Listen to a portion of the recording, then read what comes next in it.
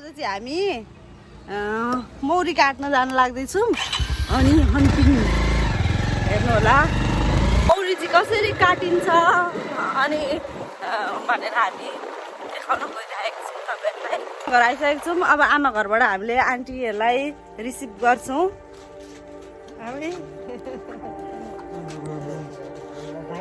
हामी खाजाको वेटिङमा छौँ। मौरी काट्दै हुनुहुन्छ अब अङ्कलहरूलाई हामी खाजा पुऱ्याउनलाई चाउमिन बन्दैछ उता यहाँभित्र।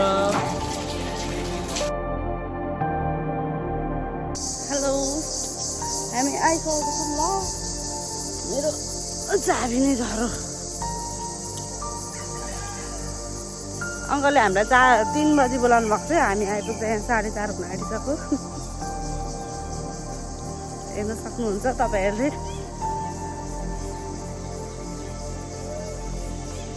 हेलो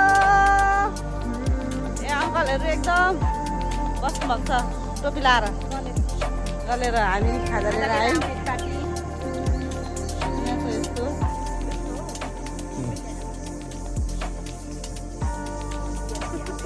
अनि हन्टिङको भेषमा म आइसकेको छु। अब जाँदैछौँ हामी। यहाँ चाहिँ हामी एकदम झुलभित्र पसिसकेको छौँ। यहाँ झुलभित्र पसेन भने चाहिँ यसरी टोकेर मार्छ। यहाँ हाम्रो दादाले चाका छिल्दै हुनुहुन्छ। यो चाहिँ चाका छिलेको अरे। यो चाहिँ यस्तो यो चाहिँ चाका 2-4 शब्द भनिदिनु त दादा। यो के गर्दैछौँ हामी?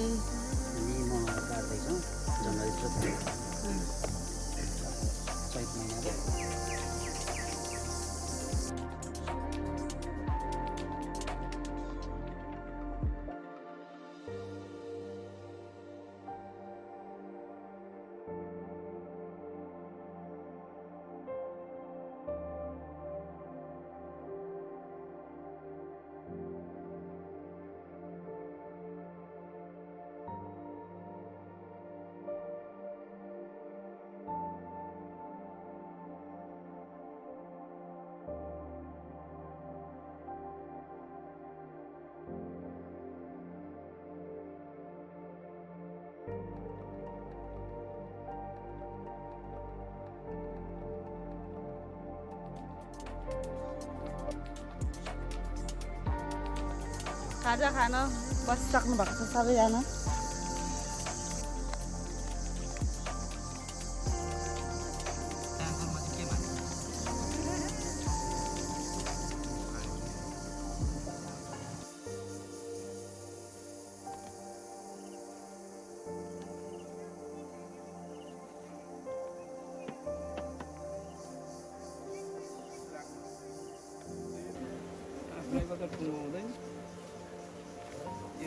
त्यस्तो चिज हो नि त। भुनुनुनुनुनुनु मौरीहरू भुनुनुनुनु भन्किरहेको छ। घार चाहिँ यतिको म काटेको। कतिवटा घार लगभग अङ्कल यहाँ कतिवटा घार छ? 18वटा घारको मौरी काट्ने दिन चाहिँ आज थियो। सबै काटेर भ्याइसक्यौँ।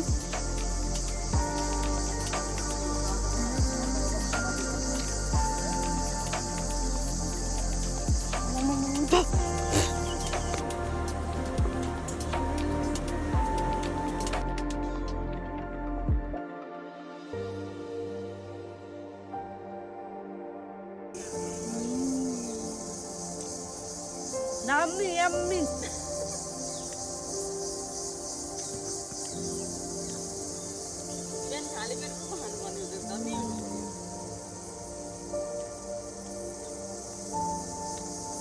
मिठो छ मिठो।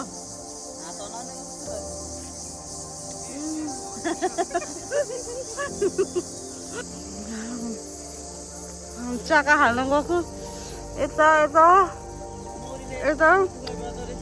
मौरीले यस्तो किस खायो।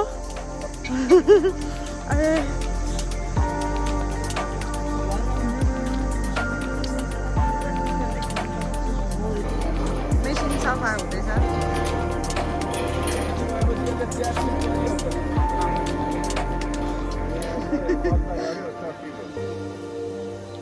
बाजेको टोकरी कता थाप्न जाने मेरो टोकरी अब उता जानु माथि जाने हो। यति मह निस्केको छ यहाँ 1 2 3 4 5 6 बाल्टी 7 बाल्टी हो पर 7 बाल्टी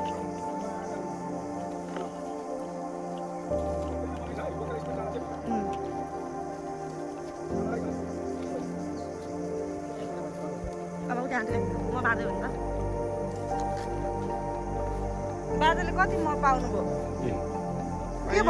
के भन्न चाहनुहुन्छ भन्नु यो के भन्छ मौरीको मह राखेको थियो खाना पाइयो खानु पाएँ अब ठाउँभन्दा लिन सकिँदैन अब भरे घरमा लगेर ट्याक्कै खाएर घरमा सुत्ने मौरी त मलाई चाहन्छ भनेर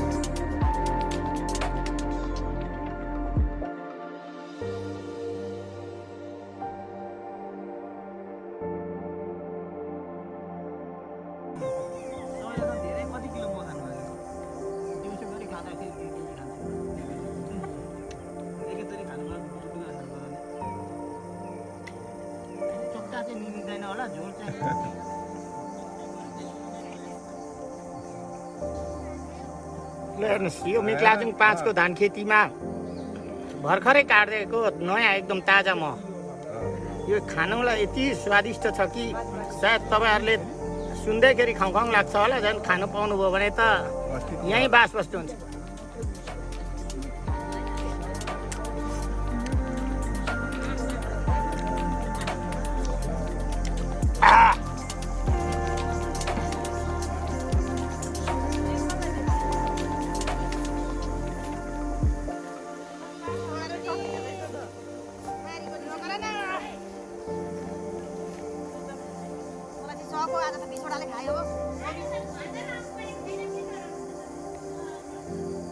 अब हामी लाग्यौँ सब्सक्राइब गर नि घर लागेको अवस्था बाई बाई